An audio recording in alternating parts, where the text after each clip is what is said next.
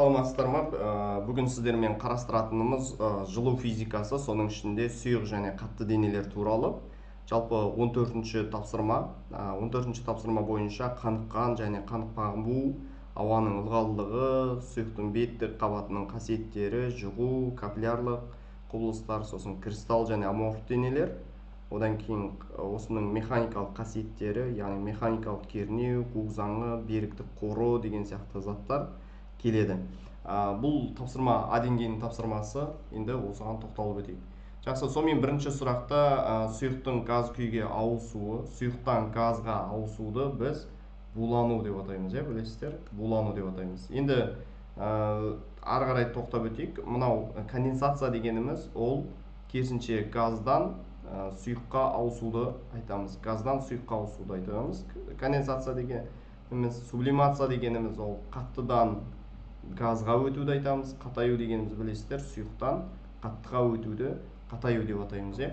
Жақсы, енді келесі қатты денелерге тән қасиеттер. Енді білесіздер, қатты денелерде молекулалар өте тығыз орналасады. Сондықтан молекула тығыз орналасқандықтан, бос кеңістік болмағандықтан қатты дененің белгілі пішіні болады және көлемін сақтайды. Сонымен бұл жерде 2 және 3 деген болады екен.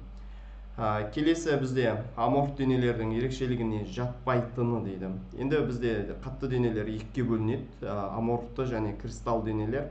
Аморфты денелер дегеніміз ол бізде, яғни изотропиялық қасиеті болады бірінші, изотропты. Одан кейін балқу температурасы тұрақты болмайды, яғни нақты балқу температурасы болмайды. Сосын екіншісі кристалдық торы болмайды деп аламыз. Сонда 2, 4, 5 деген жауаптар, ол жауаптар 2, 4, 5 дегеніміз, мына жерде ерекшелігіне жатпайды деп тұр екен. 2, 4, 5 дегеніміз ол жатады керісінше. Онда жатпайтындары қайсысы? Тұрақты балқу температурада балқиды және кристалдық торы болады деген, ол бізде кристалл денелердікі. Сондықтан бұл жерде 1 мен 3 жатпайды. Мына жерде жатпайды деген сөзді оқу керексіздер. Жақсы, енді келесі өз сұйығымен динамикалық тепе-теңдік күйге жеткен бу. Өз сұйығымен динамикалық тепе-теңдік күйге жеткен бу, ол бізде қаныққан бу деп аталады. Жалпы бу ішінен екіге бөлінеді, қаныққан бу және қанықпаған бу. Қаныққан бу дегеніміз ол өз сұйығымен динамикалық тепе-теңдікке жеткен бу, ал қанықпаған бу өз сұйығымен динамикалық тепе-теңдікке жетпеген бу деген сөз. Келесі бізде абсолютті ылғалдықтың өлшем бірлігі. Абсолютті ылғалдықтың өлшем бірлігі грамм бөлінген метр куб болады. Абсолютті ылғалдықты табу үшін біз массаны көлемге бөлеміз. Ал процент дегеніміз ол салыстырмалы ылғалдықты, Цельсий дегеніміз ол температураныкі, паскаль білесіздер қысымдыкі деген сияқты. Келесі қаныққан будың температурасы жоғарылаған сайын оның тығыздығы, температура жоғарылайтын болса, оның тығыздығы кемиді, яғни төмендейді. Өйткені тығыздық пен температура бір-біріне кері пропорционал шығмалар болып есептеледі.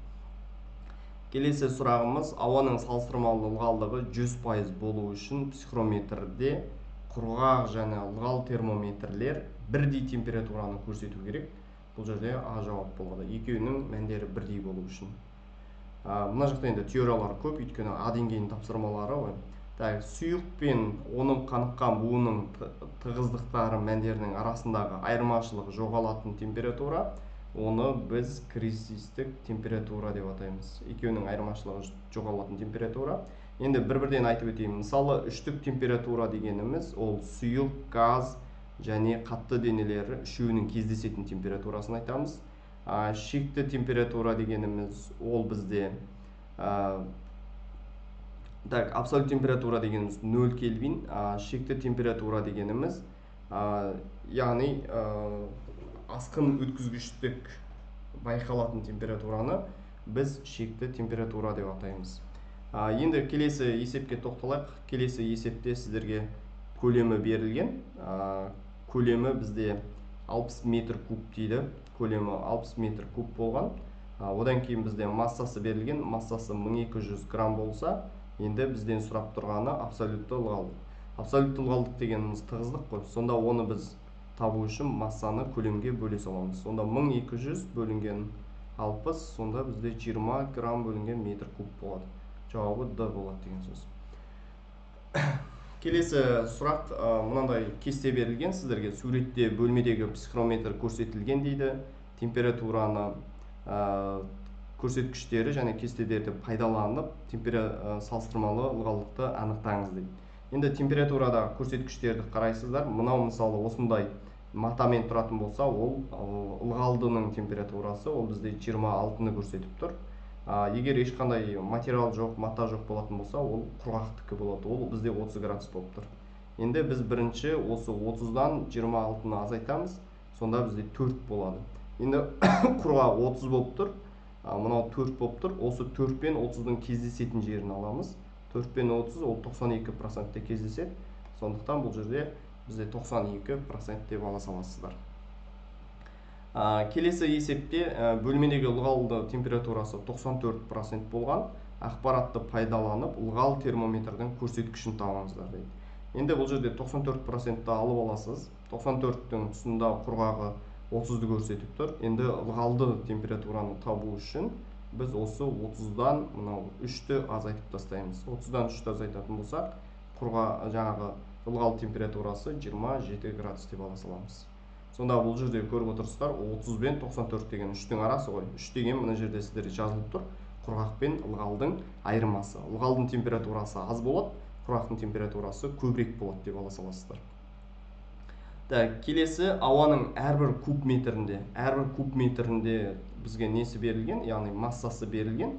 5 градус бөлмедегі ауаның салыстырмалы ылғалдығы. Енді осы жерде былай жаза салған удобно, бізге әрбір куб метр, оны мынаны килограммды граммға келтіреміз. Сонда бұны біз былай ала саламыз. 4-2 грамм бөлінген метр куб. Неге біз метр куб деп алдық? Өйткені 1 метр кубқа келетін масса ол бізде тығыздық, немесе абсолютті ылғалдық. Енді бізге салыстырмалы ылғалдық тап деп тұр. Салыстырмалы ылғалдық үшін жаңағы ро бөлінген ро қаныққан, яғни абсолютті ылғалдықты қаныққан будың тығыздығына бөлеміз, 100%-ға көбейтеміз деген сөз. Орнына қоямыз енді. 4-2-ні 6-да 76-ға бөліп тастаймыз. Яғни 4-2, осыны 6-да 76-ға бөлеміз. 6-да 76, сонда бізде жоқ шамамен 62%, яғни 100%-ға көбейтеміз, сонда бізде 62% шығады екен. Келесі сұрағымыз салыстырмалы ылғалдығы берілген. Енді есеп шығарған кезде мына жерде процентті алып тастайсыздар. Сонда процентті алып тастайтын болсақ 0,78 болады. Абсолютті ылғалдығы берілген. Абсолютті ылғалдығы 12,5 грамм бөлінген метр куб болған. Енді бізден сұрап тұрғаны қаныққан будың ылғалдығын сұрап тұр. Енді жаңа формуланы білеміз. Фи тең болады ро бөлінген ро қаныққан. Енді осыны түрлендіреміз деген сөз. Осыны түрлендіретін болсақ, мынау бөлімде тұрса, мұны екеуін орындарын ауыстыра қоямыз. Сонда ро қаныққан дегеніміз ро бөлінген фи бола салады. Сонда біз 12-де 5-ті бөлеміз 0,78-ге, сонда бізде 16 грамм бөлінген метр куб болады. Келесі бөлменің салыстырмалы ылғалдығы берілген 50% көрсетілген. 0,15% 0,15 деп аламыз. Енді бізге абсолютті ылғалдықты тап дейді. Жаңағы формула фи тең болады ро бөлінген ро қаныққан. Енді осы жерде мен роны табатын болсам, ро дегеніміз ол фи көбейтілген ро қаныққан болады. Орнына қоя саламыз. 0,15-ті көбейтеміз 10,57-ге. Сонда бізде жоқ шамамен 5,13 грамм бөлінген метр куб болады екен. Міне ылғалдыққа байланысты бітті. Енді келесі сұйықтардың несіне байланысты. Суретте диаметрі кіші түтікше үзілетін сұйық тамшысы көрсетілген. Сұйықтың түтікшеден үзілуіне әсер ететін күш. Бұл жерде енді түтікше үзілу үшін бізге ауырлық күші әсер ету керек. Өйткені ол тамшыны мысалы біз ағызған кезде ауырлық күшінің әрекетінен ол тамшы жерге құлайды.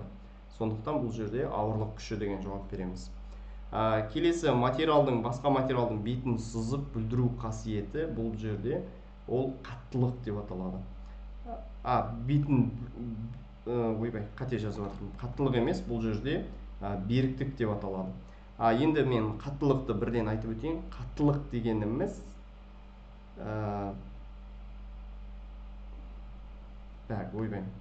жоқ, мен жаңа біріншісінде дұрыс айттым, екіншісінде қателесіп кеттім. Қаттылық дегеніміз яғни бір материалдың екінші материалдың бетін сызып бүлдіру қасиетін айтамыз.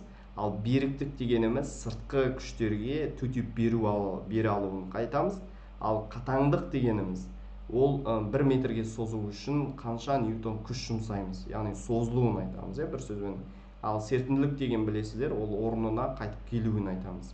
Жақсы, механикалық кернеудің өлшем бірлігі қандай дейді? Өлшем бірлігі ньютон бөлінген метр квадрат, болмаса біз паскаль деп алуға болады. Механикалық кернеуді білесіздер, сигма деген әріппен белгілейміз. Жақсы, келесі есеп осы механикалық кернеуге арналған есеп екен. Сіздерге бірінші ауданы берілген, ауданы бізде мұнда миллиметр квадрат деп айтып тұр. Онда бізде милли минус 3 дәреже, квадрат болса минус 6 дәрежесі метр квадрат болады. Күш берілген, күш бізде 150 көбейтілген 10-3 дәрежесі ньютон.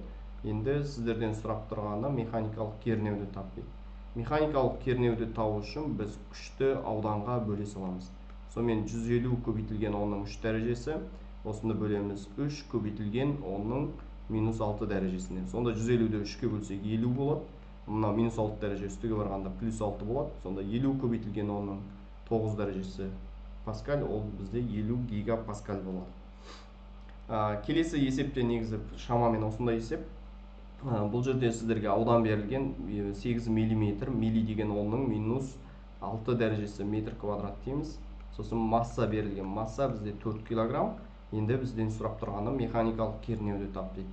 Так, механикалық кернеуді табу үшін жаңа күшті ауданға бөлеміз. Бірақ бізде осы жерде күш жоқ. Күшті табу үшін біз ауырлық күштің формуласына қоямыз. mg бөлінген аудан дей салсақ болады. Сонда 4 көбейтілген 10 дейміз. Одан кейін оны 8 көбейтілген 10-ның минус 6 дәрежесіне бөлеміз. Сонда 40-ты 8-ге бөлетін болсам 5 көбейтілген 10-ның плюс 6 дәрежесі паскаль. Ол дегеніміз 5 мегапаскаль деген жауап шығады екен. Келесі есебіміз тағы да осыған ұқсайтын есеп, но бірақ бұл жерде юнг модулін сұрап, юнг модулі сымның юнг модулі қандай болады деп сұрап тұр. Енді бұл жерде сіздерге мына нүктені алуға болады, болмаса мына жерді алуға болады. Енді біз әдетте өзіміз үйреніп қалғанбыз, көбінде шеткі нүктелерді аламыз. Сонымен бізде сигма берілген, яғни механикалық кернеу 50 гига дейді. Гига дегеніміз 10-9 дәрежесі паскаль. Одан кейін бізде эпсилон берілген, салыстырмалы ұзару, ол бізде 20 көбейтілген 10-ның минус 3 дәрежесі деп аламыз. Енді бізден сұрап тұрғаны юнг модулі, деген әріппен белгілейміз. Осы жерде механикалық кернеуді табу үшін осы салыстырмалы ұзарумен біз юнг модулін көбейту керекпіз. Енді осы жерде юнг модулін табу үшін мен механикалық кернеуді салыстырмалы ұзаруға бөліп тастаймын. Сонда механикалық кернеу 50 көбейтілген 10-ның 9 дәрежесі, осыны бөлемін 20 көбейтілген 10-ның минус 3 дәрежесіне. 50-ді біз 20-ға бөлетін болсақ 2,5 көбейтілген 10-ның 12 дәрежесі паскаль болады. Ол дегеніміз 25 көбейтілген 10-ның 11 дәрежесі паскальға тең деген сөз. Енді келесі есеп тура жаңағыдай есептердің бірі. Бұл жерде енді ауданды сұрап тұр. Тағы да сигманы жазып аламыз. Сигма дегеніміз бізде 60 мегапаскаль. Мега дегеніміз 10-ның 6 дәрежесі паскаль. Одан кейін бізде күш берілген, күш дегеніміз бізде 24 көбейтілген 10-ның 2 дәрежесі ньютон деп алдық. Мен мысалы қазір осы жерді алып тұрмын. Енді сіздер өздерің білесіңдер, может мына жерді ала аласыңдар деген сияқты ғой. Осы жерден бізде ауданды табу керек. Енді біз жаңағы механикалық кернеуді табу үшін күшті ауданға бөлеміз ғой. Осы жерден біз ауданды табу үшін күшті жаңағы сигмаға бөліп тастаймыз. Сонда күш бізде 24 көбейтілген 10-ның 2 дәрежесі болды. Осыны бөлеміз 60 көбейтілген 10-ның 6 дәрежесіне. 24-ті мен 60-қа бөлсем 0,4 болады. Мына жақта 10-ның минус 4 дәрежесі метр квадрат болды. Ол дегеніміз 0,4 сантиметр квадрат деген жауап болды. Міне, біздің есеп талдаударымыз осымен аяқталды. Есептерімізді қолдау көрсете жүріңіздер. Достарыңызбен бөлісіңіздер. Сау болыңыздар.